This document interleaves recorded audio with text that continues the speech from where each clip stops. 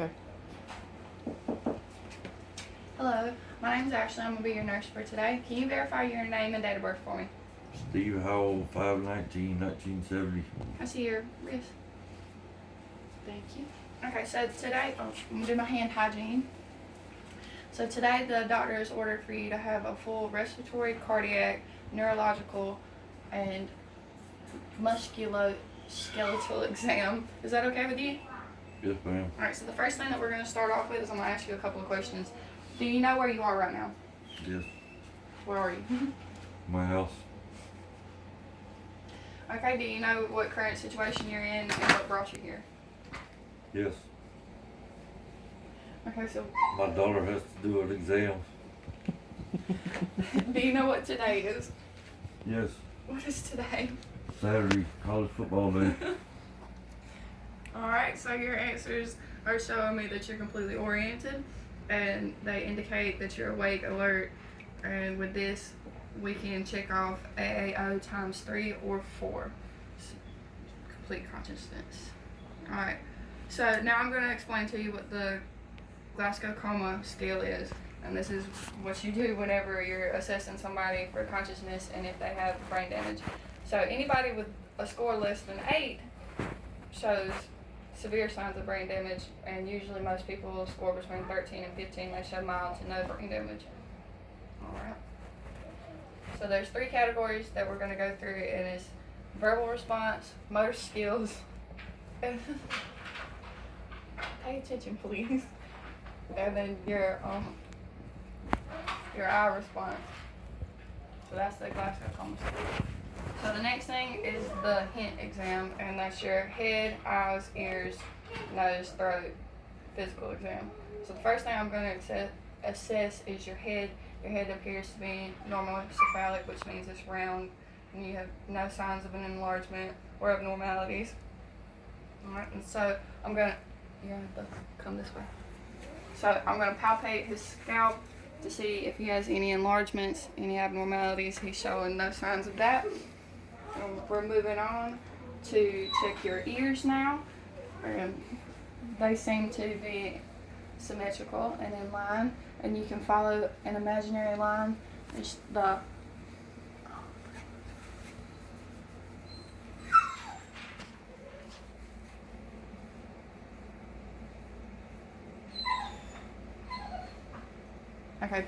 the auricle of his ear seems to be in line with the corner of his eye. Can you turn your head for me? And on this side too. Are you having any trouble hearing lately? Nope.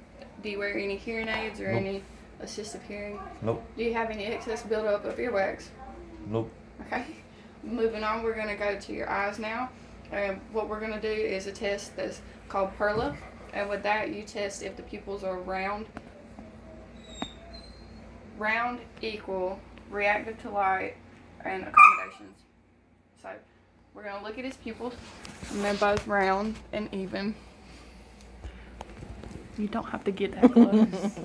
They're both round and even. So the next thing we're going to see is if they're reactive to light. And I'm going to measure your eye. I'm going to use my gauge on my pen. So you'll just check. And both of his pupils are within an average range of an adult. And they're 4 millimeters. So what I'm going to do right now is test to see if his eyes constrict. And I'm going to shine direct light into one eye, and that one should constrict at 100%, while the opposite eye should constrict at 50%. Are you ready? Oh, wait.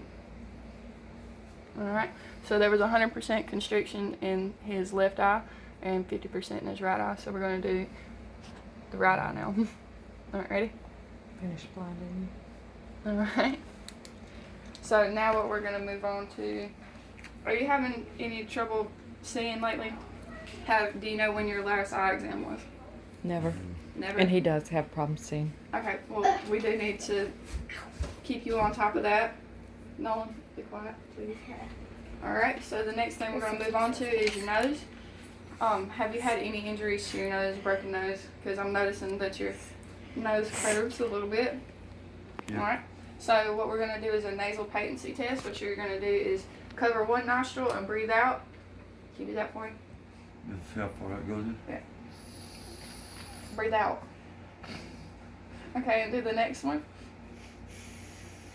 He's showing no difficulty with that, so we're going to move on and assess your lips and your mouth. Your lips appear to be moist and pink. Can you open your mouth for me? Alright.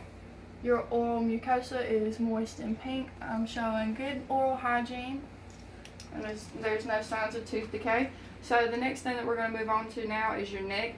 And with this, we're going to test for JVD. So can you hold your neck at a 45-degree angle for me? Turn to one side. Turn to the other. Okay, so if he had any signs of JVD, you would see an enlarged vein, but he has no signs of JVD. So the next thing that we're going to do, his shoulders, can you sit up straight for me? His shoulders are in line with his neck, and they look like they're good. Are you having any trouble turning your neck? No pain? Nope. Alright, so we're going to assess his trachea. I'm going to give him a pretend cup of water. Here's your cup of water. And what you're going to do is you're going to drink this water, and I'm going to palpate his trachea to see if it's within a midline and to see if he has any trouble swallowing. So, okay. Alright, he has no trouble swallowing. The next exam that we're going to move on to is the musculoskeletal exam. Where did you do that? Yeah. Alright.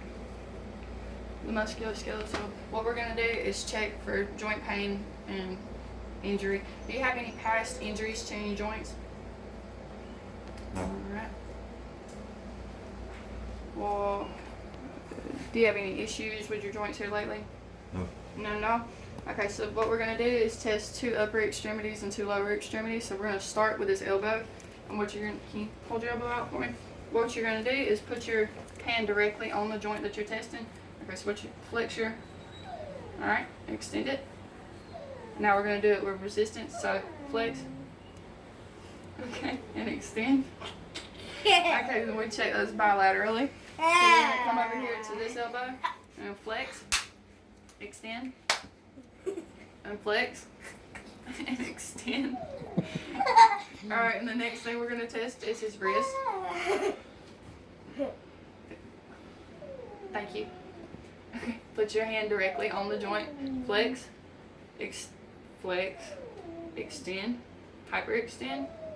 Alright, and then we're going to do resistance. So you're going to flex, extend. That's hyperextend. Now you hyperextend it. Thank you. Difficult. This is so Alright, and then we're going to do it bilaterally. So you're going to flex, extend, hyperextend, and then flex one more time. Alright, extend, hyperextend. He shows no signs of popping or cracking with an injury, so we're going to move on down. We're going to move down to the lower extremities, and we're going to test out the knee and the ankle. So with this one, I need you to sit kind of on the edge.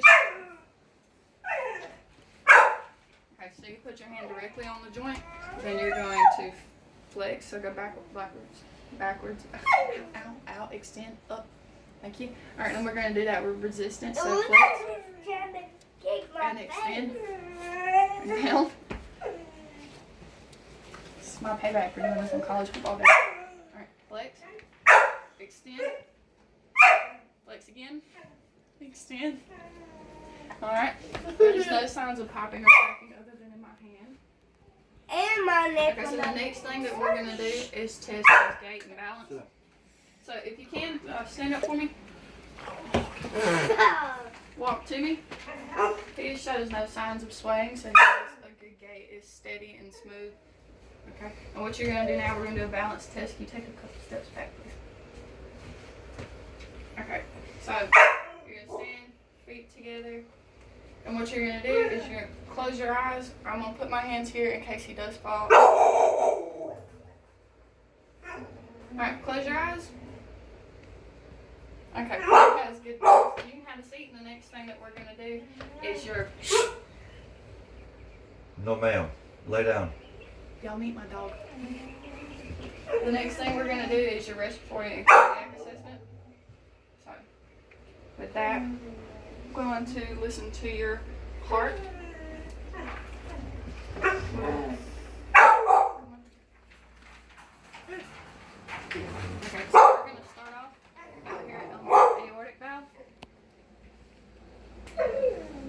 is in the second intercostal space on the right side. And then you'll move to the left side on the second intercostal space, and this will be the pulmonary valve. Then the third intercostal space, and this will be done directly on the skin. You move into the intercostal space to the Erb's point. And then down on down to the fourth, and this will be your tricuspid valve. Lay down. And then you'll follow your fifth Hush. intercostal space Hush. and follow Lay down. the mid-clavicle line. And Down. this will Be your quiet. mitral valve. You'll listen to this one for a full minute. Stay. Be quiet. Okay. And then what you're gonna want to do, if you're testing for any type of murmur or low pitched sounds, you turn it around to the bell and you go through those points again. So while we're here, we're gonna go ahead and listen to your lungs. You'll start on the left side, and this will be the right upper lobe. Take a deep breath. And move over to the left upper lobe. Deep breath. Alright, and then we're going to the left lower lobe. Deep breath. And then the right middle lobe. Alright, then we're moving over to the right lower lobe.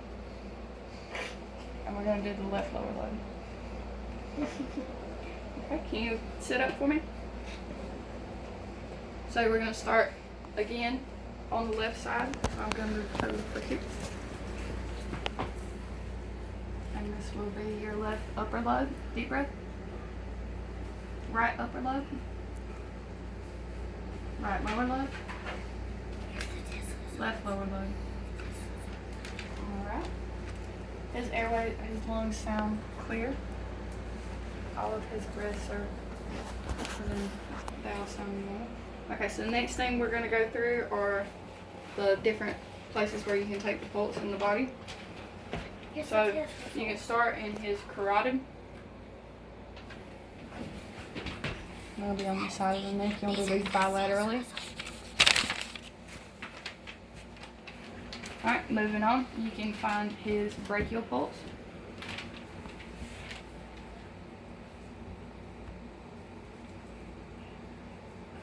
Alright, you're going to do this bilaterally.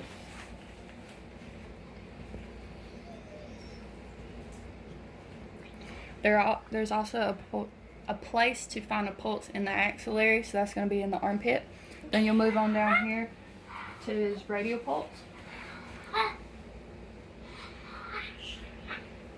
And all of these were tested whenever I did his vital signs, so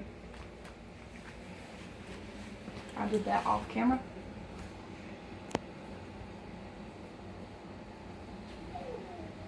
His pulse is at a 2+, which means it's a normal, it's not bounding, and it's not absent. So you can also take the pulse within the femoral, that's going to be in the crease of your groin area. You can find the pulse in the popliteal and move on down.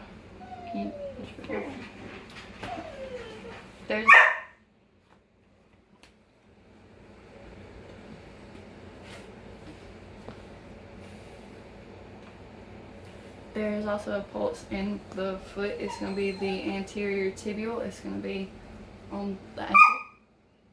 And then you have the, I forgot what it's called. It's dorsal something. You have the dorsal pedis, which is on the top of the foot. So, are you experiencing any pain today? No. No pain at all? All right. Well, I will let the doctor know what we found today. Thank you for being very uncooperative. Here's your test result. Uncooperative. Oh, I have to check for edema. Sorry. So, Test how to result. check for edema? You'll start at the most distal point of the body and work your way up by pushing down. And if there's an indentation, then he's showing no signs of edema. You'll have to check this bilaterally. And then you'll also check in the lower extremities. So, just feet down. He's showing no signs of edema. Here's the We test need to result. do your capillary refill. So, hold your fingers out. And you'll do this by mashing down on the nail bed. and if the color comes back within 3 seconds, then his. What color's purple? Well, he also has a finger injury. Alrighty, thank y'all. Did you get the test results that I gave you?